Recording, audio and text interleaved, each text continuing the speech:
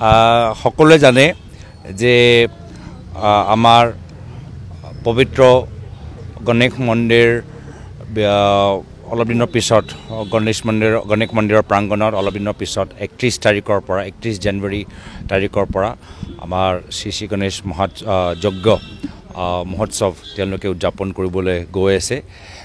সেয়া মই খবৰ ল'বলৈ আহিছিলোঁ আৰু মোৰ চেষ্টাত থাকিব যে মহোৎসৱৰ সময়ত ময়ো এদিন ভাগ ল'বলৈ আহিম। লগতে ওচৰতে আমাৰ পবিত্ৰ উগ্ৰতাৰা মন্দিৰলৈ থানলৈ মোৰ প্ৰয়াত পিতৃ বিভিন্ন সময়ত আহিছিল, ময়ো বিভিন্ন সময়ত ইয়াত আহোঁ আৰু এই দুয়োটাই পবিত্ৰ মন্দিৰ থানত গৈ অসমৰ জনসাধাৰণৰ মংগলৰ মই কামনা কৰিছোঁ। নৱপ্ৰজন্মৰ নিজৰ সপোন বাস্তৱ কৰিবলৈ যে সাহস পায়, ভগৱানে তেওঁলোকক শক্তি প্ৰদান কৰে, সেয়া মোৰ কামনা থাকিল। আৰু আমাৰ লোকৰ মাজত, অসমীয়া সমাজৰ মাজত আজি তাৰিখত আমি নিজৰ ব্যক্তিগত জীৱনত ইমান ব্যস্ত, সকলোৱে নিজৰ মোবাইল ফোনৰ লগত ইমান ব্যস্ত। ইয়াৰ মাজত যে আমাৰ মানৱীয়তা চিন্তাধাৰা সদায় সজীৱ হৈ থাকে, তাৰ মই কামনা কৰিবলৈ আহিলোঁ। আৰু লগতে আজি তাৰিখত বহুতৰ মনত ক্ষোভ, বিভিন্ন কাৰণৰ বাবে মনত ক্ষোভ, কেতিয়াবা আৰ্থিকভাৱে, কেতিয়াবা সামাজিকভাৱে, কেতিয়াবা তেওঁলোকৰ ব্যক্তিগত জীৱনত তেওঁলোকৰ অসুবিধা থাকে, বিপদ থাকে। কোনোবা ঘৰত অসুস্থ, কোনোবা ঘৰৰ মৃত্যু হ'ল, কোনোবা ঘৰত আৰ্থিকভাৱে দুৰ্বলতা আছে।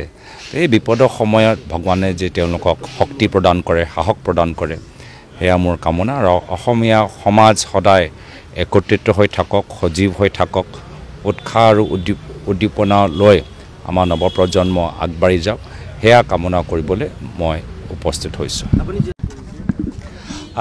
সকলোৱে জানে যে আমাৰ পবিত্ৰ গণেশ মন্দিৰ অলপ দিনৰ পিছত গণেশ মন্দিৰৰ প্ৰাংগণত অলপ দিনৰ পিছত 31 জানুৱাৰী তাৰিখৰ পৰা আমাৰ শ্ৰী গণেশ যজ্ঞ মহোৎসৱ তেওঁলোকে উদযাপন কৰিবলৈ গৈ আছে। সেয়া মই খবৰ ল'বলৈ আহিছিলোঁ আৰু মোৰ চেষ্টাত থাকিব যে মহোৎসৱৰ সময়ত ময়ো এদিন ভাগ ল'বলৈ আহিম। লগতে ওচৰতে আমাৰ পবিত্ৰ উগ্ৰতাৰা মন্দিৰলৈ থানলৈ মোৰ প্ৰয়াত পিতৃ বিভিন্ন সময়ত আহিছিল, ময়ো বিভিন্ন সময়ত ইয়াত আহোঁ আৰু এই দুয়োটাই পবিত্ৰ মন্দিৰ থানত গৈ অসমৰ জনসাধাৰণৰ মংগলৰ মই কামনা কৰিছোঁ। নৱপ্ৰজন্মৰ নিজৰ সপোন বাস্তৱ কৰিবলৈ যে সাহস পায়, ভগৱানে তেওঁলোকক শক্তি প্ৰদান কৰে, সেয়া মোৰ কামনা থাকিল। আৰু আমাৰ লোকৰ মাজত, অসমীয়া সমাজৰ মাজত আজি তাৰিখত আমি নিজৰ ব্যক্তিগত জীৱনত ইমান ব্যস্ত, সকলোৱে নিজৰ মোবাইল ফোনৰ লগত ইমান ব্যস্ত। ইয়াৰ মাজত যে আমাৰ মানৱীয়তা চিন্তাধাৰা সদায় সজীৱ হৈ থাকে, তাৰ মই কামনা কৰিবলৈ আহিলোঁ। আৰু লগতে আজি তাৰিখত বহুতৰ মনত ক্ষোভ, বিভিন্ন কাৰণৰ বাবে মনত ক্ষোভ, কেতিয়াবা আৰ্থিকভাৱে, কেতিয়াবা সামাজিকভাৱে, কেতিয়াবা তেওঁলোকৰ ব্যক্তিগত জীৱনত তেওঁলোকৰ অসুবিধা থাকে, বিপদ থাকে। কোনোবা ঘৰত অসুস্থ, কোনোবা ঘৰৰ মৃত্যু হ'ল, কোনোবা ঘৰত আৰ্থিকভাৱে দুৰ্বলতা আছে।